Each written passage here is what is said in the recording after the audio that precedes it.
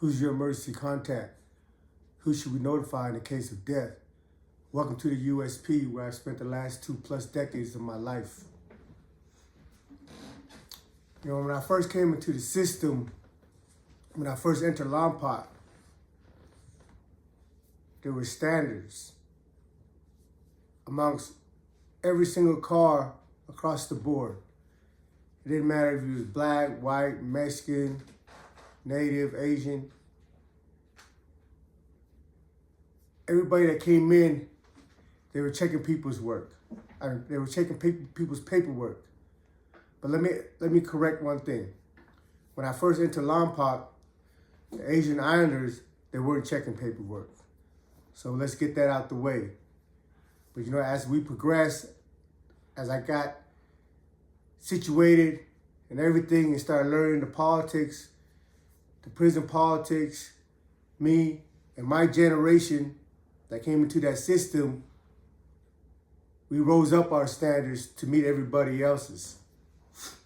But back in Lompoc, you know, the Crips, the Bloods, GDs, Mexicans, all the gangs across the board, like if your paperwork didn't check out, they were chopping you up. They weren't walking you up. They weren't telling you to go check in. You know, they were doing their background check, and if you didn't you didn't get the clearance, you was a body. Now let's fast forward over to Atwater, where I'm at now. In Atwater, this dude named Mail Dog showed up in my unit. Now he knew me back from when we was in Lompoc, but I didn't really hang out with him, so I didn't really pay no mind. I seen him there, but then he wasn't there no more. So when he got to Atwater, there was rumors about him being fucked up, that his paperwork was fucked up. You know, but his name is in the computer. I can't recall his name right now, but you're not able to look at people's cases unless you have Pacer, which is a program for these attorneys to be able to type in your name and read your case and review your case. But we can get it too, but we got to pay like $100 for just to use it one time. So when we use it, we wait until there's a few of us that came off the bus. So when we pay the $100, we can run a few names at one time instead of just paying $100 every time somebody come off the bus. Anyway, like I said, Mail Dog, he's from East Coast Crip out of California. I think somebody corrected me that they were from South Central. They're one of the biggest Crip gang in the system. And I knew a lot of people that was from East Coast. Slim, Drew, Gizmo. You know, there's a few of them that I functioned with in Victorville and in Lompoc. Now, Mail Dog, like I said, there was rumors about him being fucked up. But he comes to me and my homeboy Pooey, the Samoan homie from Alaska. He came over there and showed us his paperwork. I read his paperwork. And when I read his paperwork, there was something in there that was suspicious to me, because amongst his paperwork, he had a written letter from his attorney. And his attorney was speaking on his behalf as if his attorney was writing it to other inmates saying, you know, Mr. So-and-so, his real name, Mail Dog. I mean, Mail Dog's not his real name, but his real name, Mr. So-and-so never testified against anybody, never got any, never put anybody in jail, never gave anybody time. I've read a lot of paperwork through the course of my career. I've never seen an attorney writing a letter on behalf of some inmate or their client to be able to present to people in the penitentiary. But like I said, I was in Lompoc with him and he disappeared, and I wasn't sure or knew why he disappeared. But when we were in Atwater, a a lot of them Crip dudes that was in Atwater wasn't with us when we was in Lompoc. And to be honest, you know, the Crips in Atwater, they were a little different. See, when we was in Lompoc, no one cared if you was feeding them.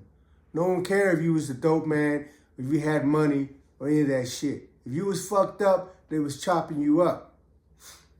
Well, Mel Dog was hitting. You know, when I say hitting, means he's getting work inside the system.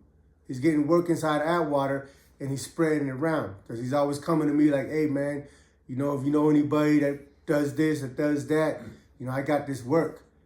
You know, you can make yourself a little something or whatnot. But me, all money is not good money. There's rumors about this dude that he's foul. So I'm not going to put myself in a situation where I'm dealing with him, moving money or anything else when I can't trust him. So, of course, all this shit's going to end up blowing up. Mel Dog had some other homies that was from East Coast Crip. DJ, Sank, and a few other ones. Now, I don't know if they know his situation or if they were just letting him sit on the yard because he's feeding them. You know, every couple of weeks, he's got dope and he's passing it around to his homeboy. In a sense, he's paying rent in a way. Well, the homie G, this black dude from Sacramento from neighborhood Crip. Now, he's the one that came and told me, man, that dude's fucked up. G lived in my unit. G ended up moving out of the unit because G didn't want to be around him. But G and a couple other his homeboys has been politicking on this dude. His name is in the computer. But he's trying to tell the people that, no, that's not me, that's my little brother. This is me, here's my paperwork. But come to find out that the person that sent the paperwork on him was the homie Poncho from Vegas. He's a Crip from Vegas that was with me in Lompoc. So I'm hearing about the politics that's going on. Like I said, I read homie's paperwork and everything checked out, but it was suspicious. Because like I said, I've never encountered any paperwork where your attorney is writing a letter in your behalf to show to other inmates so that you don't get your ass chopped up. I've never seen it. I've never seen it before then, and I've never seen it then. Like when we look at people's paperwork, we're looking for the court transcript, your PSI, that's your pre-sentencing report, or any 5K1 form. 5K1 form is a form stating that you're cooperating with the government. Now, there's just different degrees with that, whether you're cooperating with them, just telling on yourself. You know, somebody asked me, is it telling if you confess to a crime and take responsibility for your shit? You know, when you get arrested, everybody's going to try to find a way to reduce their time. In the federal system, they give you a 3-point reduction for accepting responsibility for your crime. If you don't have no co-defendants, if you're just admitting to your part in something, not too many people is going to have an issue with that. The issue comes when you start telling on other people, when you start putting people in your place, trying to get yourself out of jail by replacing yourself with somebody else. And again, like if you're a citizen, a civilian out here in the neighborhood, out here in the street, and you witness a crime, and you do the thing that you feel is your responsibility, trying to keep your community safe by making a statement or being a witness. You know, me personally, I don't have an issue with that. The issue that I have with these individuals is the one that sits right next to you, telling you that he can be trusted, telling you that he's your brother. And then when shit gets fucked up, when the shit hits the fan, He's pointing a finger at you because he doesn't want to do his time. That's my issue. Those are the rats and the snitches that I don't have any sympathy, any love for. Busters that's faking the funk. Now, on this particular morning, like I said, G and a few other people has been hollering at me, say, hey, man, this is what's going down. Whoop. You know, we're going to go ahead and settle this shit. These dudes over here trying to protect this fucking rat and this and that. I'm not a Crip, but I function with them.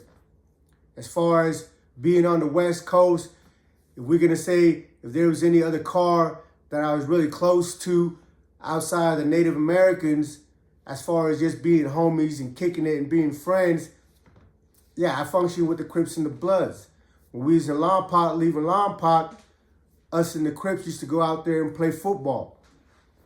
You know, they didn't have football in Lompoc, but the homie Billy Leon from Provo out here, he went and sewed up a football in in the laundry room, like a little Nerf football.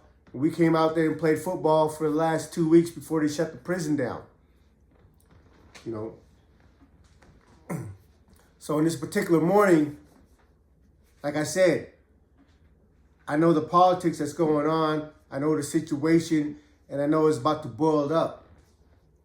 So when I come out in the morning for my rec, 7:30 they call rec. So when I come out in the morning, when you come out to yard 2, everybody's a creature of habits. When I come out, before I hit the yard, I can close my eyes and tell you where everybody's at on the compound. The Crips always congregate on the handball court towards the west side by the basketball court. The Sereno is on the basketball court in yard 3 working out. Me and my homies, we're over there by the poker table setting up the game. The other half of the homie is on yard 1 on the softball field working out, doing them. Everybody comes out and have a routine and get into their routine. The Bices, when they come out, they're laying stuff on the walk. Between yard 2 and yard 3, there's a sidewalk. They'll get their blankets or their towels and start laying all their trinkets out there. When people have something to sell, they give it to these dudes that sit out there and sell everybody's shit. Shoes, hats, whatever it is. It's like a flea market. When we're locked, right now, the penitentiary is on a punitive mentality. Everything that happens, they just want to lock you down, lock you down, lock you down. But back then, they let us move around. They let us do our time. So when we was in Atwater, it was wide open. You can stay out from the yard, on the yard from 7:30 to 3 o'clock. You didn't even have to go in at lunch at 10. And I never went in for lunch. 10:30 when they call recall, back to your unit and get ready to do mainline, which is chow, lunch. Me and my homies, we stay out there and we get food brought out to us. If there's somebody out there that's cooking food or something, we tell them, hey, we want this much, we want that, bring it out. So I never go to lunch in Atwater. I just stay out there on my poker table and kick it. When everybody's at lunch, that's when I go and play handball and get my rec in.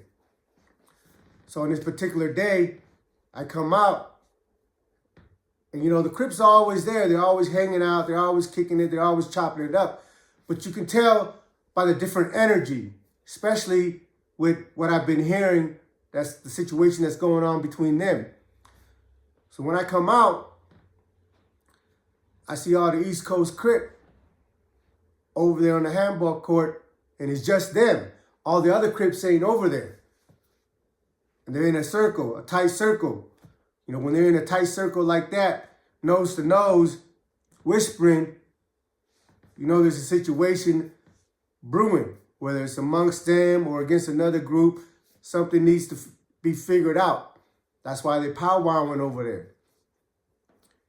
So I look around the yard, I look for G, but I know he's not out there because his routine every morning, he goes to indoor rec and does his 1,000 squats, 1,000 push-ups, whatever. G's a big-ass boy. You know what I mean? He stays working out. He stays strapped. He stays ready.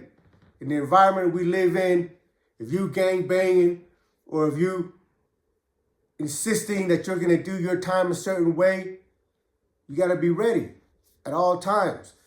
Not just with your mind, but also in a physical condition. Because when you get into an altercation, you don't want to lose because you ran out of wind. You know, if I get into an altercation and somebody whoops me, that's just because he was stronger, faster, bigger, something. But it's not because I'm huffing and puffing and not conditioned. So the yard, they call the yard at 7:30. So I'm out there. You know, I got a couple white boys that partnered up with me on the poker table that's running my game. So I'm able to leave and move around and conversate and have conversations with different people about whatever's going on that day. But like I said, I fuck with G. That's the homie. You know, when I had my cell phone, I sent it over to his block to let him bust a move and do whatever he do. You know, he's part of my inner circle as far as people that I trust and hustle with. So I know G is in indoor rec. So the next move is 9 o'clock, 9:30 is the next 10 o'clock move. So when they call the move, you know, I'm keeping my eye on the homie, seeing where he's at. I see him come out of the indoor rec with Fat Dog. Fat Dogs is another Crip homie. But you know, G and Fat Dog, they're considered like big homies from their respective hoods. You know, everybody with the Crips, there's a lot of different hoods in there. So they all got their own big homies. I don't really know how they set up, but at the end of the day, when it comes to gangs, everybody's going to go their own corner. But as far as when there's beef outside of that, that's when they come together. So I see G and Fat Dog over there. So I go grab my homeboy Eddie Sua and the homie Fauzi. He's another Samoan. Fauzi's from Frisco. You know, Eddie's from Hawaii. So I see them. I go and grab them and say, hey, man, there's something going on with G and the Crips. You know, because Eddie, the homie Eddie, he functioned with G tough. So when G comes out, you know, to get into the yard 3 and yard 1, everybody's got to come through the gate on yard 2. When you come through the gate in yard 2, then there's a dividing fence between 2 and 3 and 2 and 1. And there's a gate that you go in to go to yard 3, or there's a gate to go in to go to yard 1. Well, G comes in from the west side into yard 2. When the East Coast Crips see G, you know, they stop powwowing and they're looking at him. But G doesn't notice it. So I'm trying to catch up to G because I'm over here by the bathroom on the east side, but I'm in yard 2. So when G comes in, I go right behind him. I tell G, right before we hit the gate, I say, hey, homie, them dudes over there been powwowing all morning. You know, he kind of pissed me off at that time when I tried to tell him, hey, them dudes over there been powwowing all morning. He's like, man, I ain't worried about that. The homie's gonna come out at lunch and we're gonna address this issue. But I'm trying to tell the homie, G, I said, I don't think they're trying to wait till lunch to address this issue. Now, G's a Crip. I'm Asian Islander. So we're not supposed to involve each other in each other's politics. I know the limitation of how far I can involve myself. But I'm not going to let somebody that I function with just be clueless about the environment that he stepped into. But when he brushed me off, it was kind of like, all right, whatever. You got your own homies, but your homies ain't out on this move. Your homies still in the block. They wait until lunch to come out. So Eddie and Fozzie's with me, and I'm telling them, hey, the homie, them Crip dudes over there, them East Coast Crip over there, been powwowing all morning. And G was like, man, I ain't worried about that. When the homie come out at lunch, we're going to address all that. I'm like, G, I don't think they're trying to wait to address that. Because nah, we good, man. I'm going to deal with that later. So him and Fat Dog walk off. Now, Fat Dog, he's from a different hood, but he's a Crip too. And you know, you always see them two together. So when they get on the track, when they walk through the track, the East Coast Crip leaves the handball court and walks through the gate. And I'm watching just to see what's going on. And they catch G on the track and they surround him. And at first they were just discussing something. And DJ, he's from the East Coast Crip, tell Mel Dog, man, hit him. There's like 4 East Coast Crip. They all pulled out their knives. G pulled out his knife. Now, Fat Dog, he don't got no beef in this. And the East Coast Crip, they ain't trying to hit Fat Dog. They're just trying to hit G. But Fat Dog's in the middle of them going, man, come on, homie, come on, man. Not here, not here. You know, Fat Dog is big, but he's kind of sloppy. He's fat. But he's like, hey, man, you know, he's trying to get in the middle of them. And at the same time, DJ was telling him, hey, man, make your move, Mel. Make your move. Because that's the issue is on Mel Dog. Mel Dog's integrity, Mel Dog's paperwork is in question. So they all pull out their knives and they rush G. He's out there. He's got his shit. And they're just juking each other. But he's fighting 4 motherfuckers. But what really saved him was Fat Dog was in the middle of it.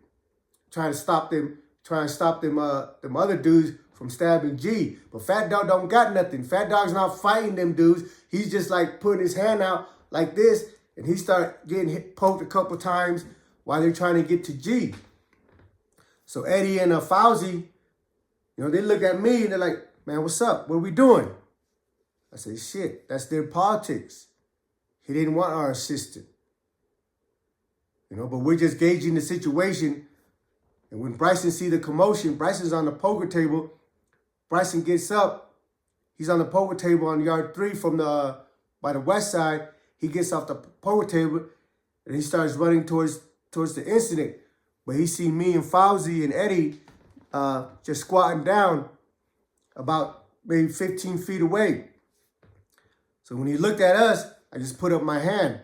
Like, don't get involved because this is their issue. His homie's supposed to be out here. But they want to wait till lunch. Listen. When there's a situation brewing, there's no set time. Because if somebody knows you're politicking on them or you're plotting on them, they're not going to wait for you to get ready to come and deal with them. They're going to find an opportune time to punish you before you can get to them. So we're watching. And they're going at it. G's holding his own. G's a big kid. I mean, he's not a kid. He's older than me, but he's big. And they're going at it. They got him on the ground, and they're trying to stab him. They hit him in the leg. They're hitting him in the side. And Fat Dog's in the middle of it. And I'm looking around, and all them other Crips were standing on the fence. The one from different hoods that weren't G's homeboy or East Coast Crips. So if these other Crip dudes are not involving themselves, my hand is pretty much tied. But at the same time, I kind of felt fucked up about it because I really functioned with this dude. And because of the politics, I couldn't really insert myself the way I wanted to. And at the same time, I'm not trying to make the call to involve my homeboys. You know, Eddie, Fauzi, and Bryson, they're looking to me. If I give them the go-ahead, we're going to get involved. But again,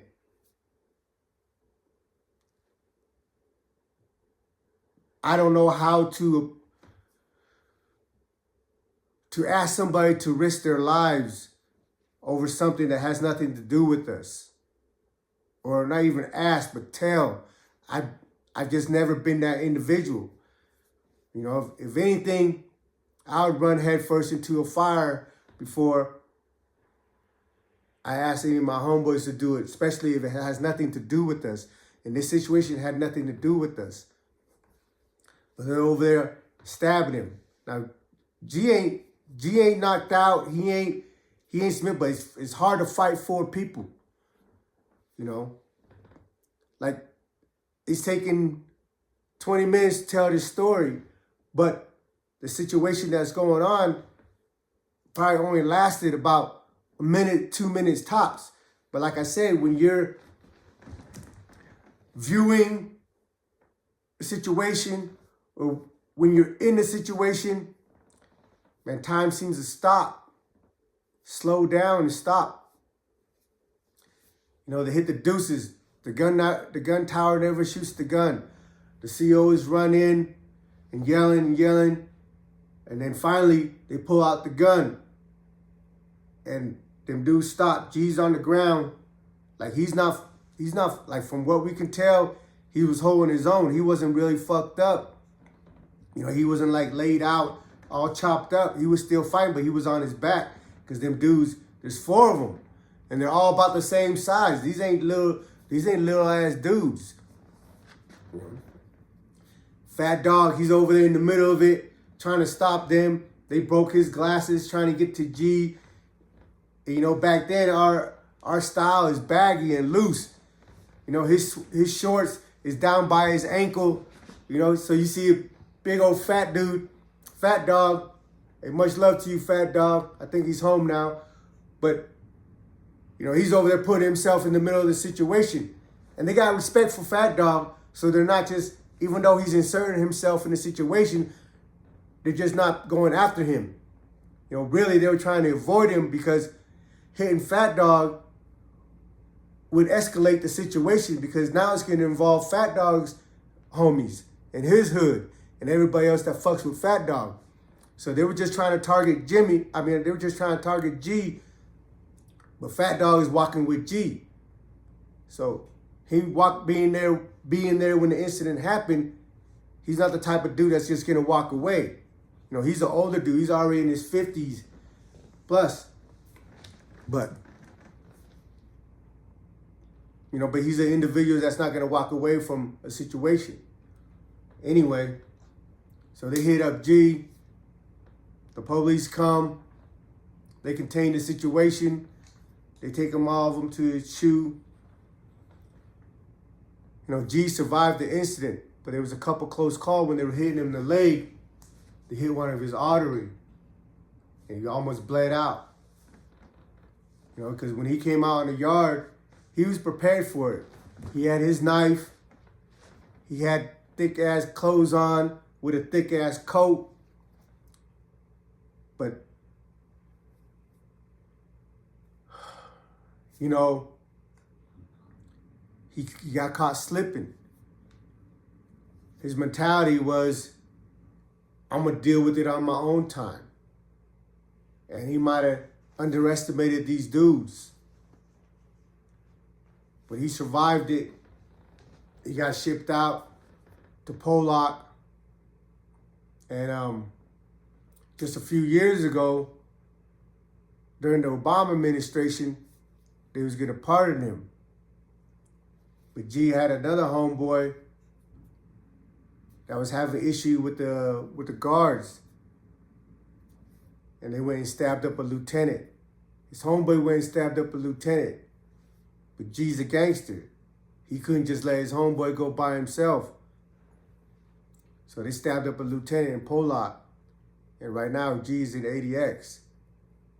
And right after that, he would have got pardoned because he's only in there he's got like a life sentence for growing weed, when weed now is legal. You know, he was out in Sacramento having indoor grow houses and shit, and got a life sentence over it. Now everybody and their mama in California and across the rest of the country can grow up to however many plants, that the laws allows them to. But if there's any morals to any of my stories, if there's any lesson to be learned, for me, I always stay on the offensive. I'm the aggressor. When I know there's a situation popping off, I'm not going to be so big-headed. My ego, my pride is not going to think, oh, them dude boys ain't going to do nothing. They're scared of me or any of that.